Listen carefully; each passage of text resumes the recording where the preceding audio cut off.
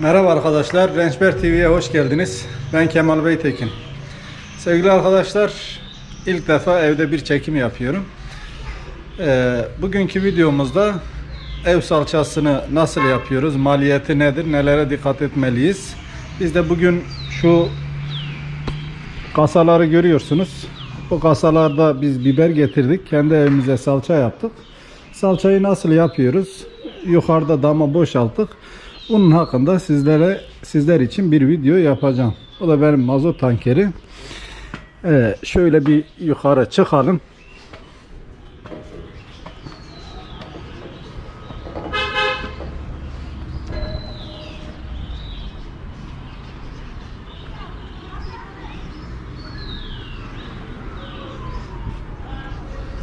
Biz bunu bugün çektik. Şuraya oturayım. Salçanın başında bir muhabbet edelim. Biz bunu bugün çektik. 200 kilo temizlenmiş biber, hatta 215 kiloydu. 15 kilo sapı çıktı. Sapını temizledikten sonra 200 kilo net biberimiz kaldı. 200 kilo biber çektik. Tam otomatik makinede, yani sadece saplarını kopardık. Yani saplarını koparıp yıkıyorsunuz. İçindeki çekirdekleri falan makine hep ayıklıyor. Burası tahmini olarak söylüyorum. Şurası şöyle 3 metre. Burası da 1,5 metre civarında. Yani 4,5 metre kare. Öyle oluyor. 3'e 1,5, 4,5 metre kare. 200 kilo biber için idealdir. Derinlik 10 ile 15 santim arasında olmalı. Şöyle şu kepçeyi alalım, bir bakalım. Daha yeni döktüğümüz için biraz sulu. Yani şu kepçenin boyunu görüyorsunuz. Yaklaşık olarak derinliğimiz 10 santim. 200 kilo biber için 4 metre karelik bir alan uygun geliyor. Şimdi biz 100 kilo aldığınızı varsayalım. 100 kilo üzerinden hesaplanması da kolay oluyor. 100 kilo biberin maliyeti ne kadardır? Salça yaparsanız ne kadar salça çıkar? Bunun hakkında detaylı bir video olacaktır. Bu biberi benim kendi biberim değil. Bu sene domates biberi ekmiştim, biliyorsunuz. Sivri biber, yani bizim burada bahçe biberi diye tabir ediyoruz. Çok kıymetli bir biberdir. Ve bunun salçası da özeldir. Normal diğer biberlere göre 2 katı renk vermektedir. O biberi 2 liradan aldım. Normalde şu anda salçalık biber mahallede 1,5 lira civarında satılıyor. Bursa biberi yani. Karahisalı biberi de 1600, 1700, 1800'e kadar gidiyor. Ama bu sivri biber özel bir biber olduğundan dolayı 2 lira. Biz normal biber üzerinden gidecek olursak eğer 100 kilo biberimiz 150 lira civarında bir para tutuyor. Bunun tabi bir maliyeti olacak. 100 kilo biberden yaklaşık 6 kova salça çıkıyor. 6, bazen 7'ye kadar çıkıyor. Biberin kuruluğuna göre değişiyor bu. 6 kova, 7 kova, kovanın tanesini 6 liradan makineci çekiyor. Yani 150 lira biber paramız var. 6 kere 7, 42 lirada çekim parası var. 190 TL etti. Bu 2021 senesi için konuşuyorum. 190 TL. Artı bunun içinde 5 kilo tuz almanız lazım. O da 10 TL diyelim. Hatta 10 kilosu 10 TL de. Buna da 10 TL dediğimiz zaman düz hesap 200 TL oluyor. Tabii bunun için bir de şöyle muşamba almanız gerekiyor. Ben 200 kilo biber için 1,5 çarpı 4, 2 katlı yani. Şöyle açılınca 3 metre oluyor. Bunun yarısını almanız gerekiyor. Ben bunu 32 TL'ye aldım. 15 lira da muşamba parasını eklediğimiz zaman ne ediyor? 215 TL. 215 TL ile ne kadar salça elde edeceğiz? 100 kilo biberden bahsediyorum. Biberin çeşidine göre değişmekle birlikte Bursa biberinde 15-18 kilo arasında bir salça çıkıyor. Fakat mesela bizim bu biber kuru maddesi çok yüksek. Bundan ise 25 kiloya kadar çıkmakta. Ama biberimiz biraz tazeliği vardı. Bundan şu anda ben 22 kilo civarında bir biber salçası bekliyoruz. Yani ne oluyor dolayısıyla 215 liraya minimum ve minimum 16-17 kilo, 15 kilo, tabi bu biraz da sizin kurutma durumunuza göre değişiyor.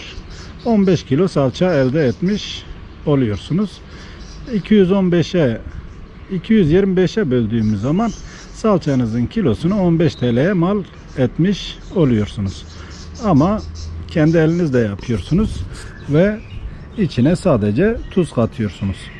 Tuz deyince bu 215 kilo biber için ben 10 kilo tuz kullanıyorum. Şimdi ben buraya bugün döktük, öğlen saatlerinde döktük. Buraya ben bir 6-7 kilo tuz eklemesi yaptım.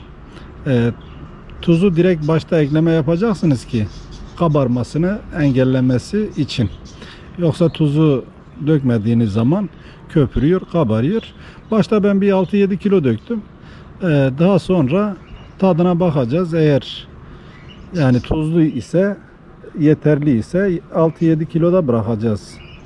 Şimdi tuzsuzun çaresi var. Tuz eklersiniz ama çok tuzlu olursa bunun çaresi olmadığı için başta biraz az ekliyoruz. Sonlara doğru kurumaya yakın buna bir 2-3 kilo daha tuz ilave ederiz ve bu 10 kilo tuz olur 200 kilo biber için. Yani %5 oranında kaç kilo biber alıyorsanız %4 ile 5 oranında tuz katmalısınız. 5 kiloyu geçerseniz çok tuzlu olur. 4 kilonun altına düşürdüğünüz zaman da ileride küflenme yapabilir. En ideali dediğim gibi 4,5-5 kilo 100 kilo aldığınız biber için. Bunun kuruma süresi de yaklaşık olarak hava sıcaklığına bağlı tabi o da, ama 15 günde falan, bugünlerde hava sıcak, 15 günde bir 15 güne kurur ve kaldırırız. Bunu günde 2 defa 3 defa karıştırmanız gerekiyor. Ne kadar çok karıştırırsanız salçanız homojen bir şekilde güneşten faydalanacağı için salçanın lezzeti, kıvamı, tadı çok daha güzel olacaktır. Bu arada derinliğine dikkat edin. Kesinlikle 15 santimin üzerine geçmeyin. 15 santimin üzerine geçtiğiniz zaman çok derin oluyor. Alt bölgeler eşkime yapıyor. Üst bölgeleri güneş görüyor da alt bölgeler eşkime yapıyor. Bir eşkim tırak bir salçanız olur. Ama bunu 10 ile 15 santim arasında, en ideali 10-12 santimdir. 12 santim kalınlığı geçmeseniz salçanız homojen olarak güneşi görecek ve çok lezzetli olacaktır. Durum bu şekilde. Dediğim gibi maksimum 15 liraya salçanızı kendi elinizle alıyorsunuz, hazırlıyorsunuz. Şimdi malum ticari üretimlerde ne olduğunu bilemiyorsunuz. İçine türlü türlü envai çeşit maddeler falan katılıyor. Bir de bozuk biberlerden de yapılıyor. Ama burada kendiniz yaptığınız için gönül rahatlığıyla tüketebiliyorsunuz. Daha önce de kanalda bir videom vardı. O video ticari bir işletmeydi ama öyle fabrikasyon olarak değil, normal yani küçük bir aile işletmesiydi. Orası da temiz, aynen bu şekilde yapıyordu. Dilerseniz onu da inceleyebilirsiniz. Videolarımda mevcut ama 3 sene oldu bayağı zaman geçtiği için dedim ki bir salça videosu yapayım. Kendim için de yaptığım için hem fiyatları da güncel olarak bildiğimden dolayı böyle bir şey yapmak istedim. Yapmak isteyenlere tavsiye ederiz. Güzeldir. Yani burada Adana'da hemen hemen herkes kendi salçasını kendisi yapıyor. Kimse hazır salça kolay kolay almıyor. Eğer böyle çatısı, damı, imkanı varsa bu şekilde kendi salçasını yapıyor. Yoksa haricinde